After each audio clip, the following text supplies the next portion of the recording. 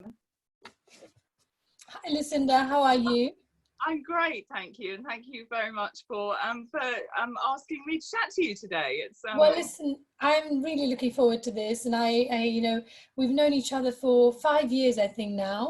so, which is amazing. Amazing. I obviously am really looking forward to what you're going to say about living with lockdown and what it's been meant for you. But before we go into that, I would love for you to just give our viewers a little bit of a glimpse on who you are and what excites you. Yes, I will do, definitely.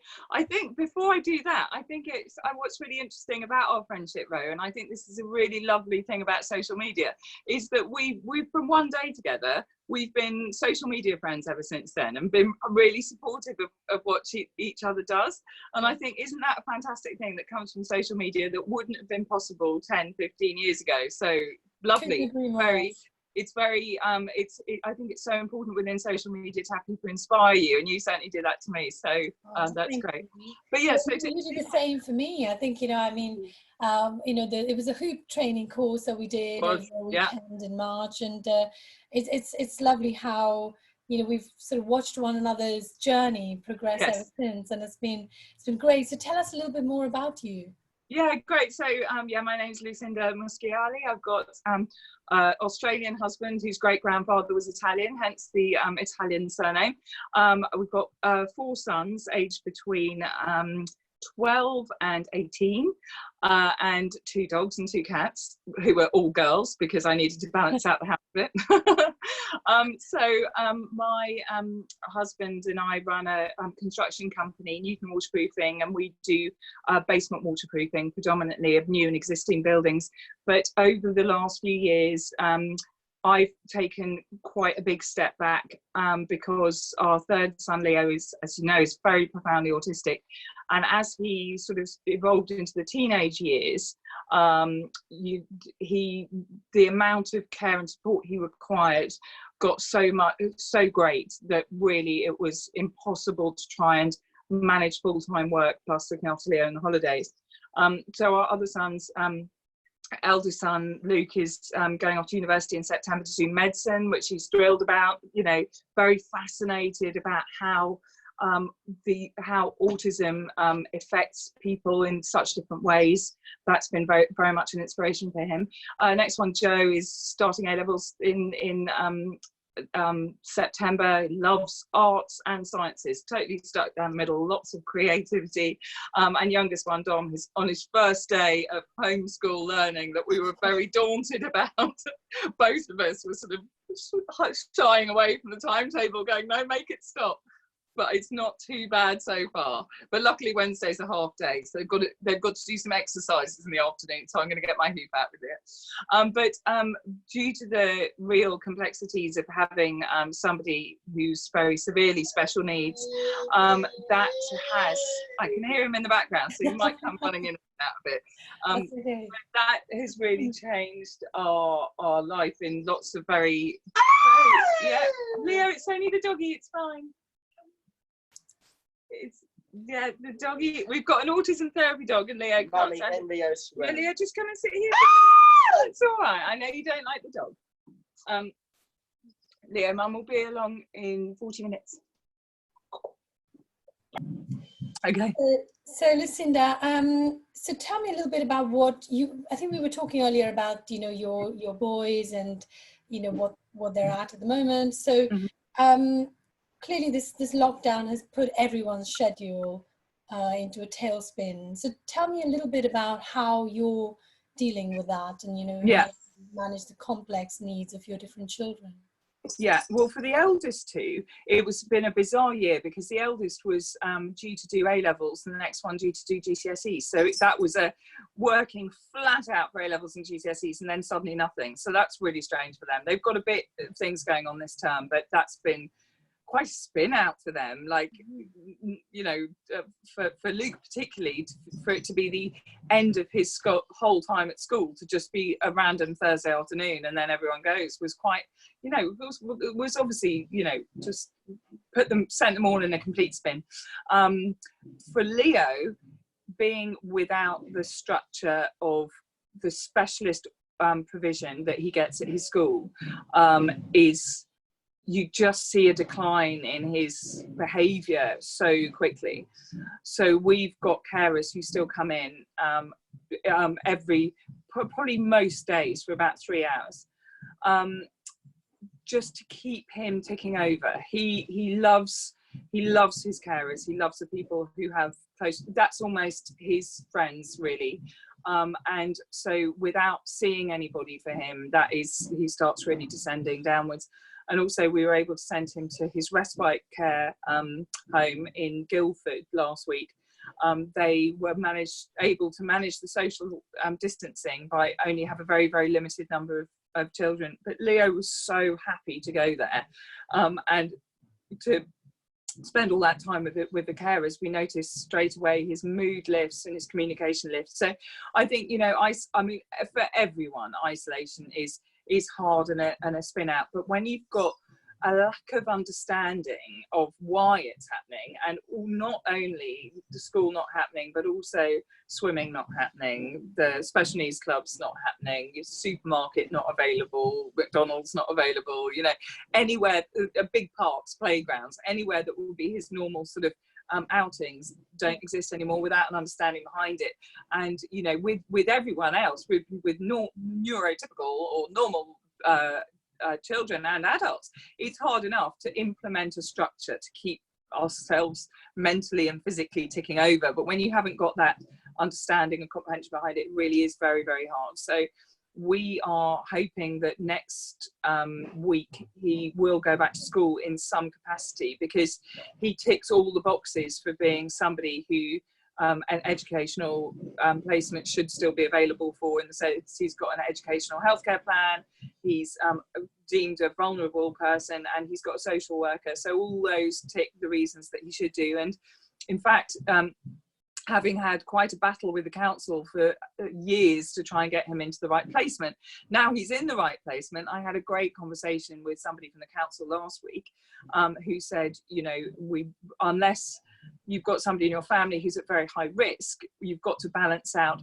the risk of the coronavirus against the risk of Leo not accessing any schooling at all, which just has him descend down and down and down. Because it's not about academic learning, it's about the social and communication skills, the life skills, the just, you know, when Leo was out of school for 9 months, when we were trying to get him in the right place, his autistic world got smaller and smaller and smaller and smaller and smaller. So it got to the stage where, at his worst, he had a meltdown, running around the house, kicking walls and punching and screaming and, you know, hitting people and things and trying to run out the front door, because he was waiting for one tiny little Thomas the Tank Engine mini train to arrive from Amazon that said it was going to come that day.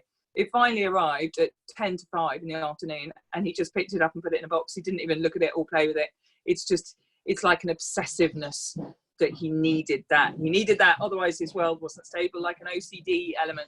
So that's how bad he gets. And obviously then the impact on everyone else in the house is really great, because, you know, it has huge effect on them, because it's, you know, he's 15 now, so he's displaying the behaviors of a tantruming toddler, but in a 15-year-old very big, very strong body. So it also gets quite dangerous. You know, it's like, you know, it's one thing if you've got a toddler throwing things around, but if you've got a autistic teenager trying to throw a laptop at somebody's head, you know, it's quite intense. So we needed to do everything possible to keep things ticking over. And, you know, I saw that somebody on, not a friend, but somebody on Facebook was criticising the fact that Leo's respite care centre was stayed open during the coronavirus, which I thought was so unfair, and clearly from somebody who didn't understand really what the impact is. And, you know, when we take Leo to respite care, we said to them previously, it's not respite for us in the sense that we as a family couldn't cope with Leo unless we had it, which some families absolutely do have, but we're really lucky. We're a very strong, robust family. I've got my husband and I have a really good team together, 3 other sons who are an amazing help.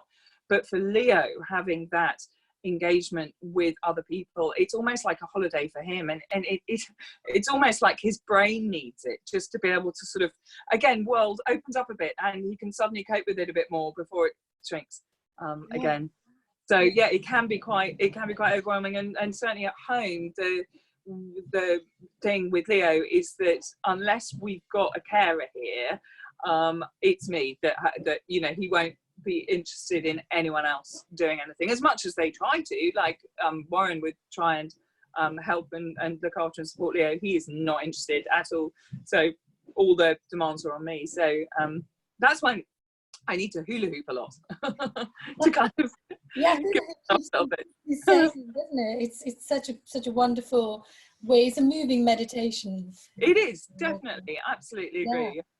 So tell me a little bit about, you know, how you're actually, because it's obviously very, very stressful, and even though you look like, you know, you deal with it with such calmness and, you know, good humor, I can just imagine emotionally the toll it must take, not just on you, but, you know, the whole family. So how do you, on top of obviously the negativity that, you know, the news, watching the news about the virus and its impact, and that's bad enough, but to have a little sort of mini tornado running around in your house. Absolutely. How are you coping with it? How are you dealing with it? Well, I think everyone has different sort of coping strategies, but for me it's really important to have a kind of structure to my day and kind of goals to work towards and things like that, but nothing that's too hard and unachievable. So I always have, you know, when I wake up in the morning and I get Leo's breakfast and get everything organised downstairs, and then I have an hour essentially to myself, with children coming in and out, but I have an hour where when I exercise. And pigs aren't very good. Pigs aren't very good at climbing trees? Pigs aren't very good at climbing trees. Pigs are, this is one of Leo's favourite expressions. Pigs are not very good at climbing trees. Pigs are not very good at climbing trees. He's just trying to get charger. So yeah, for me, having that structure to my day is really, really important. I need to give myself that time, and I do an exercise routine, a yoga routine with a lot of inversions in, with my goal. I've set a goal for myself, the 100-day handstand challenge. So I'm trying to get to a level where I can hold a handstand for 20 seconds. I was going to say minutes. That's way overwhelming. I can do about 6 seconds. But that to me, and when I finished my day, I put a sticker on it, and you know, like a star chart essentially. But that for me is, I need things like that to kind of keep me motivated and give me a boost.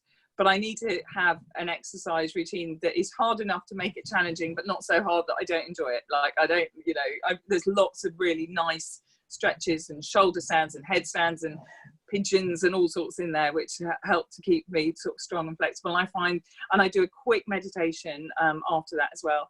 And I find that really helps, I think.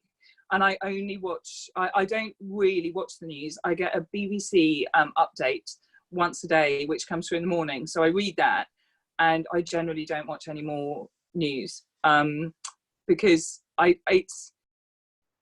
it's so hard to get the balance, isn't it? You want to be informed with what's going on, but at the same time, you can't get sort of engulfed by the sort of gloom of it. And really, you can read as much as you want in the world about it, but nobody really knows how and when we're going to come out of this. So I try and stay in a sort of bubble of sort of thinking, well, what can we do as a family that can be productive? And actually my eldest son Luke shared this lovely video saying about, you know, we're all so aware of the tragedies around the coronavirus and the terrible impact it's had on so many people, but let's for a moment look at it from a completely opposite perspective, which is, you know, all these people who've been working so hard, absolutely flat out, suddenly have time to create, to do things. We're all seeing this amazing impact on the climate, and everyone's sort of reassessing and going, wow, and people are living in a much more simple way, and maybe we can do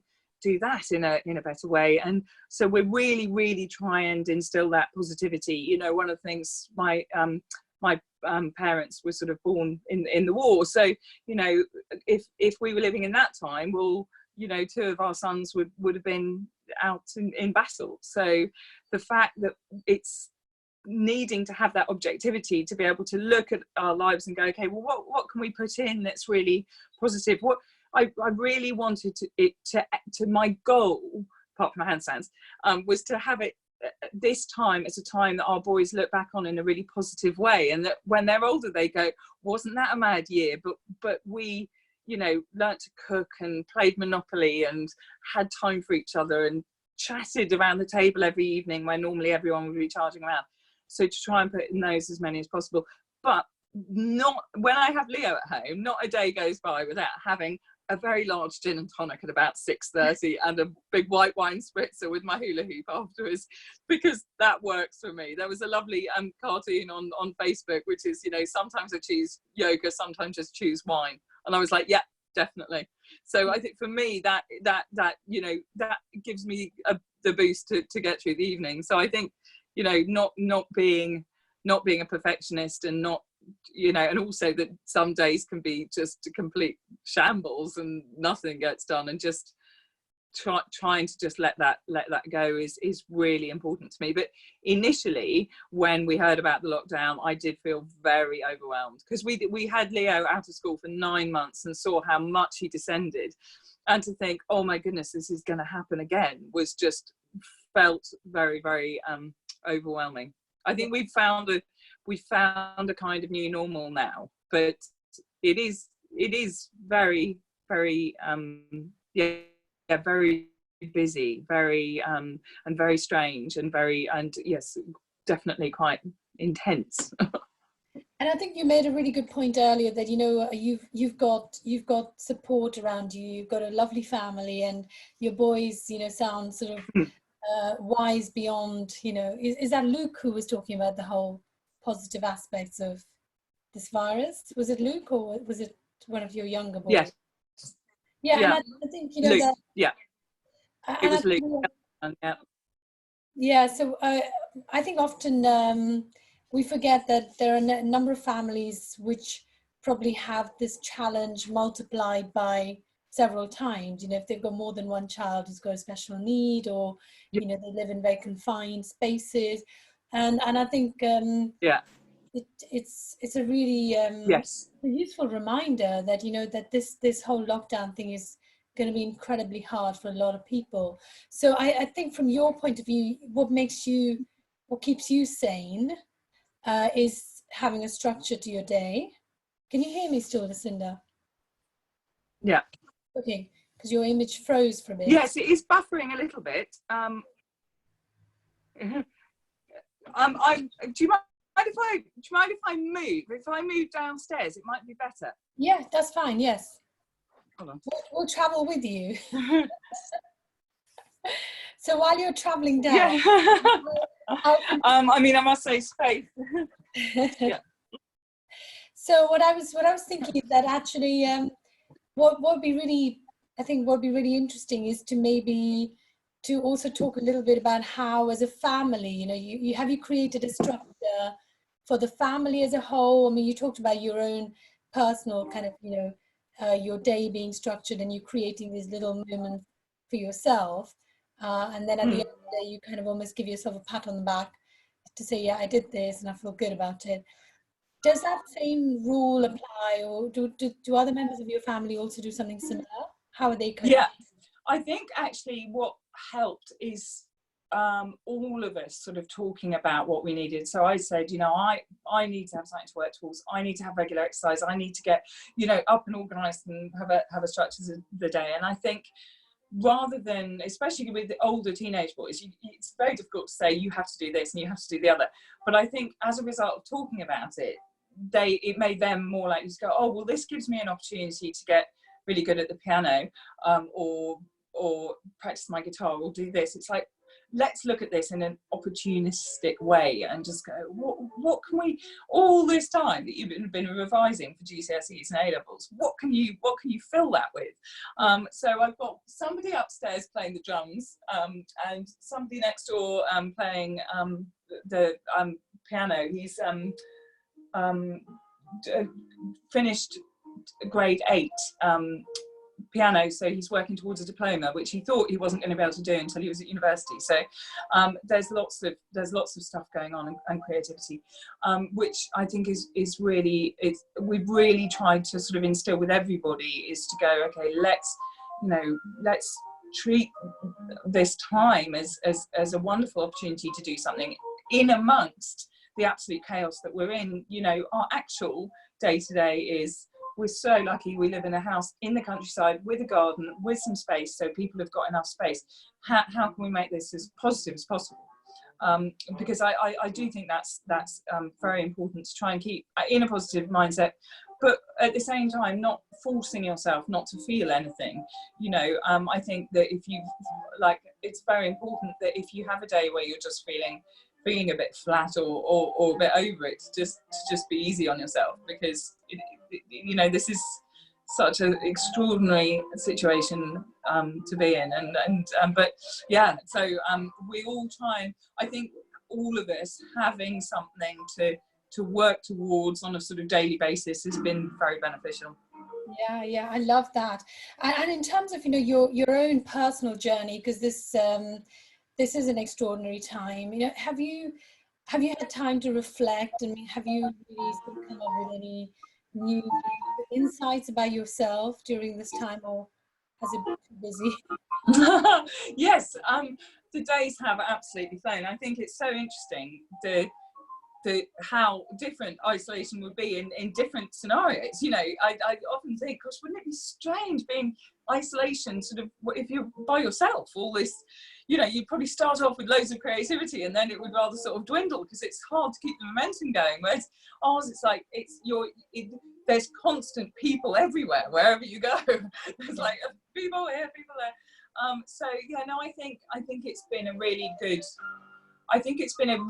good, way for everyone to have family time together, and also to really see how much value you can get for having a day that isn't, you know, normally if Leo was at respite care, I'd be like, right, we're going to go to the cinema, we're going to do a pub dinner, we're going to go to London for a night, where we fill it up with so much stuff. And actually, what a lovely time you can have where you take the stuff away, is you can just have really, really, you know, a really great sort of almost an insight into slightly more simplicity, rather than, you know, stuff and busyness and, you know, entertainment and things the whole time. It's actually been really nice to have time, you know, at home, where everyone's doing their own bits, and then everyone comes together at, you know, dinner and chats about their day, and is really good. I think, you know, from a company perspective, as I said, Warren and I run a company. We have about 35 employees, and so when we started talking about sort of furloughing staff and things, I think for Warren, who goes into the office virtually every day, particularly, that was, you know, extraordinarily stressful, because it's like, you know, of course, it's like having another family. You know, you're having people that you're supporting and you want to help, and you've maybe nurtured them with their careers, and then you suddenly have something that comes absolutely out of the blue, and you just want to do what. Oh, excuse me, I've just got to put some more paper in. Let me just put the paper in here. Oh yeah, where is she? There we go. I think it's coming. Oh yeah, sorry. Yes, just checking it's printing. Yes, I can't remember what I was saying. Sorry. Yeah, you were talking about your company that is like almost. Oh yes, yeah, exactly. So following people, and so that was so hard, because you're trying to do everything possible to help and support your, you know, your other family at work, and but again, with that absolute uncertainty about, you know, what's going to change when, you know, so that was a very, very hard week for Warren particularly, but he's I think now everyone's sort of, I think, you know, I kept saying to him, you are doing everything you can possibly do to help and support everyone that you can do. And I think that is another real thing that we're all getting better at doing during this time, is actual and acceptance that there's only so much you can do to control or manage or change things. Other things that are absolutely beyond your control. And for Warren, that was very hard at work, because it was like, well, I just want to be able to fix it, and I want to have it sorted, and I want like, just, there's, you know, nothing we can do. There's nothing we can. Well, I mean, we've done everything that we can possibly do to take advantage of the government initiatives to help and support our staff. And beyond that, you know, we just do as much as we can do. We've got a brilliant, really, really good team. And I think that really helps. So everyone's really supportive of each other, and everyone's actually taking up the opportunity at work of being furloughed, of doing things that they have been meaning to do and wanting to do for you know, months, years. We've been too busy to be able to do. So again, it's like, let's treat this as, where can we put the positivity in here and go, well, look, this is a good opportunity for doing, you know, for really investing time in things that we haven't been able to do before. I love the way you described, you know, your business as another family, and it feels like the same sort of, you know, it wasn't ruled, but the way you've given people autonomy within your family to choose how they're going to spend their time, and, you know, but also enabling a certain structure. It feels like you've done the same with your employees in your business, and it feels like it feels like the best way really to deal with this crisis, when nobody has any visibility, right? Yeah, definitely. I think it would be very, very easy to get completely engulfed. Oh, sorry, excuse me one sec. Luke, there's somebody at the door. Could you just run and...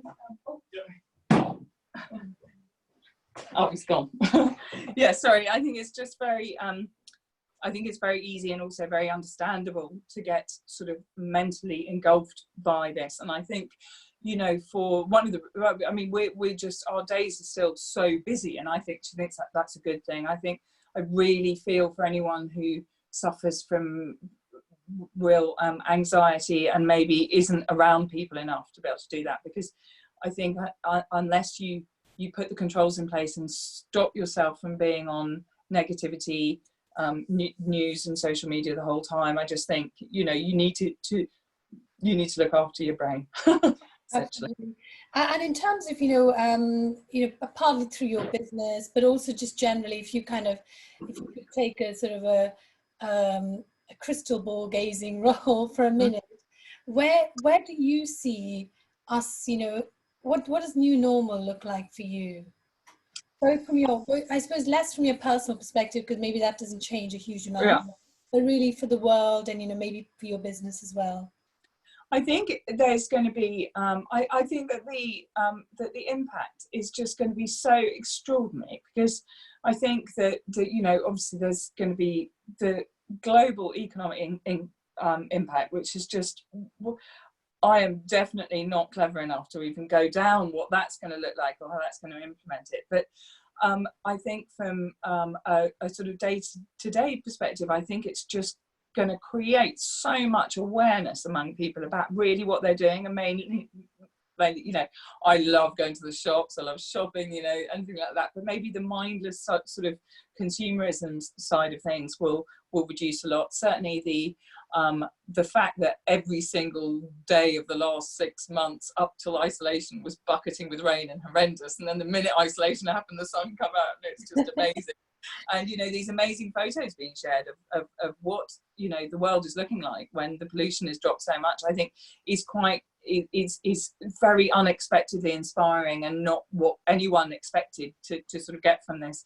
So, you know, I think that we've got an amazing next generation of people coming up, you know, from our boys, we see it, but loads of their friends, loads of, you know, my brother's children, my cousin's children, you know, they've all got this real shared goal to address things that maybe we just haven't really put into focus in our, you know, young working lives.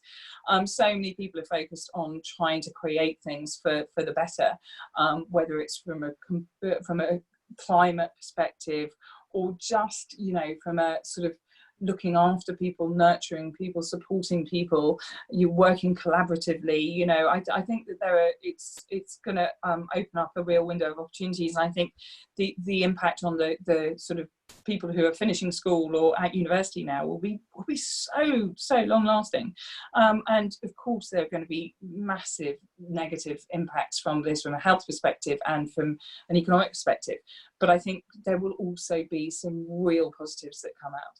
I think our world, you know, I was talking about Leo and his world becoming smaller. I think for us, for our family, you know, our world's become smaller for a while, in a good way though. You know, suddenly it's like, really enjoy what we've got here rather than always striving or looking for new things. So yeah, I think a little bit of simplicity will go in, and a bit more of an awareness, I think, of the impact that we have on the world and what we might be able to do to help. No, I love that, and I think I saw somewhere, maybe it was on Facebook, you know, people say if you can't go outside, you know, go within. Yeah, that's kind of what you were talking about, you know, that and just looking at stuff that we've just not had the time to look at because we're so busy going out doing stuff, and suddenly you're forced to just sit and reflect, and you realize you've got some amazing things right under your nose that you never noticed. In terms of, you know, your own personal, I suppose, lifestyle choices, do you see much changing for you going forward? Lifestyle choices, I think it will kind of make us really look at sort of, you know, actually how much we look at going away, or, you know, how much we want to buy a new wardrobe of clothes. You know, I think we'll definitely look at that from, you know, I do love a shop. I think I would find it hard not to do that, but maybe just to choose things a bit more carefully, you know, to go and to have an understanding about where it came from or where it's sourced. I think we would do.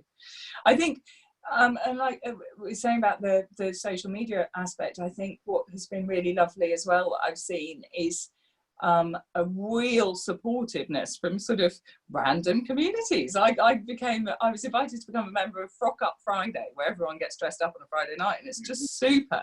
It's so fun, and people are in isolation, you're dressed up in these ball gowns, and everyone's posting to each other, oh wow, you look great, oh love that, love this on you. And it's people of every age, you know, every nationality, all over the place, and I just think that's so wonderful. I think it shows how as a society we need more of that, just great random, you know, psychological boosts for people, and you know, to have a group of strangers complimenting each other on their amazing dresses that they're wearing in isolation is just wonderful. It is, and I think what's really interesting is that because this has impacted everyone, you know, around the world, there's this real sense of shared, I don't want to say suffering, but you know, that we're in this together, that it's not just, you know, one country facing this and we're all looking at absolutely with some, you know, mixture of pity and, you know, amusement. I genuinely agree, I think, with you that people have dropped some of their inhibitions. You know, I love how people are coming on Facebook and, you know, putting out stuff, sharing, you know, creative pursuits that maybe they were previously shy about. That feels like a really positive step forward, doesn't it? Yeah, definitely. We've had an extraordinary thing with well, just as everyone has, you know, with we're a Catholic family. My parents, you know, my father is just absolute uber Catholic. You know, there wouldn't have been a day, a Sunday in his life that he hadn't gone to church, and then suddenly everything, you know, no churches, no church services. We've got a lovely priest at our church in Lewis who is on Facebook and delivers Sunday messages online, and talks about how extraordinary it is to still be saying the mass with nobody there, and so that's been extraordinary as well. But and you know, but now my father, has been looking at a lot of traditional services online, which has been amazing, and so all new things. No, Mr. Happy is yellow. Yes, Mr. Happy is yellow. Mr. Impossible is purple. Is he? Yeah. Is he? Yes, he's purple. Mr. Impossible is purple. Mr. Nosy is green. Mr. Nosy is green. Mr. Strong is red. Mr. Strong is red. Mr. Topsy Turvy is orange. And Mr. Topsy Turvy is orange. Mr. Mean is blue. Mr. Mean is blue. Mr. Bump is blue. Mr. Bump is blue. And Mr. Messy is pink. Mr. Jelly is pink. And Mr. Jelly is pink. Mr. Happy and Mr. Bounce are yellow. They're both yellow, aren't they? Mr. Happy and Mr. Bounce. Good. Listen, Lucinda, we'll probably sort of, I just want to, before we wrap up, I want to ask you what, if you had sort of, especially as a parent of, you know, a son with complex autism needs, you know, what message do you want to give out to people who maybe don't understand the condition as well, or people who may be finding this whole isolation really, really hard? You know, do you have any particular message for them? I think, you know, I really, really feel for anyone who's going through that, especially with special needs. I think it's so incredibly hard, and I think, you know, I think it's. I was saw on Facebook, I had a friend who was being so hard on herself for the fact that she couldn't juggle working from home and homeschooling. So just give yourself a break. Give yourself a break, yeah. And we put lots of things in the too hard basket. Like, no, I'm not doing worksheets that are too hard. No, I'm not doing that. No, too hard, not doing it. And whether that's things that we're putting onto ourselves, or whether that's things we're trying to get our children to do, or whatever. So I would say simplify wherever possible, and also give yourself a break, because it is, you know, times are, you know, there are going to be some days that just are really hard. And, you know, and that's all right to have a day when you just go, wow, I just feel completely overwhelmed. But I think, as far as special needs goes, I think, you know, it's been such an amazing journey with us, with Leo, because as I think having a religious belief massively helps. I think that we never had a problem with having a disabled son. We always saw him as a soul that was sort of sent to us to nurture and look after and protect. So he's been brought up around positivity. But I think when he is displaying, you know, really challenging or negative behaviours, sometimes when we're out and about and people just don't get that.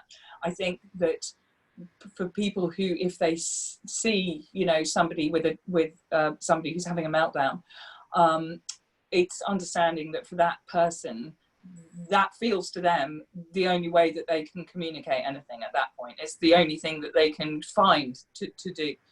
But also, I remember being on, you know, the side of a road with Leo. He had a complete meltdown about something. He was kicking his shoes off in traffic, and I was sort of, you know, had my arms around him while my sons were dashing about trying to help and trying to help. And, you know, not one person came up to say, can I help? Is there anything I can do? And it really makes the world of difference when people do that, because even if you say to them, actually, it's all right, I've got this, just to be able to have a moment to look at somebody and go, is there anything I can do? Can I step in to help? Makes a big difference. So I think people can see somebody and be maybe a bit scared of this big giant person acting like a toddler, or just, you know, look at them with disapproval because of the way they're behaving, which is not helpful.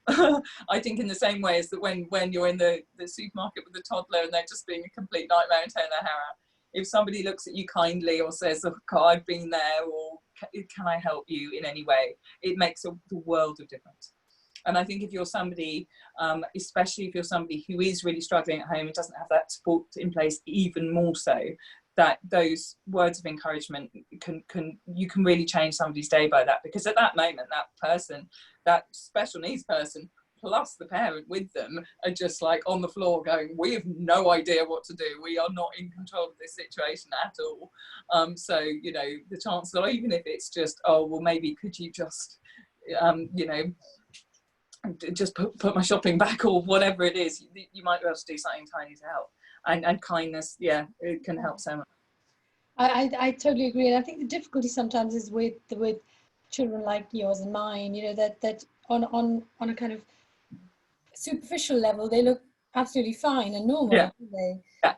They're not. It's not like having a child in a wheelchair where, you know, people can tell that there is something not quite right.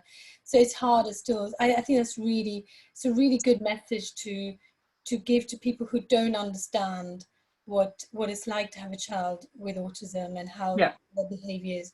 Sometimes it can seem really antisocial, but they're just coming from a place of, you know, inner confusion and inner sort of overwhelmed, really. I think the other point I wanted to just maybe finish off on was the whole point about your focus on self-care. And the fact that you have realized that that is so important for you to look after yourself, because if you're happy and positive and whole, then it makes it so much easier for your family to feel happy and positive and whole.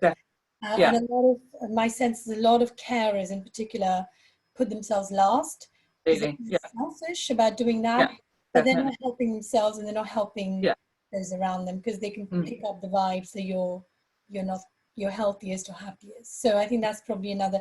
So in your case, obviously you do yoga and meditation. Is there anything are there any sort of quick ways in which you would suggest people who may not have a lot of time or space, and how they can maybe look after themselves? I think it's about putting it into sort of small chunks during the day, and don't do anything too overwhelming, and find something you enjoy. I mean, my goodness, I love exercise, hate running. There's no way, if I said to myself I'm going to run every day, I just wouldn't. But yoga, I love. Dance, I love. Even if it's just putting some music on and having a dance around. I think, as you said about hooping, I totally agree. It's sort of a movement meditation. So anything that you find you lose yourself in, and we're often as adults, the only time we dance is at the end of a night at a friend's hen do or something. Whereas actually, why not just get the tunes on and have a dance around the kitchen? And I think that's so. It's really finding something that lights you up, that you don't have to go, oh gosh, what a hassle, I'm going to go and do this now. To find something you enjoy. And I also think it's important for the children to go.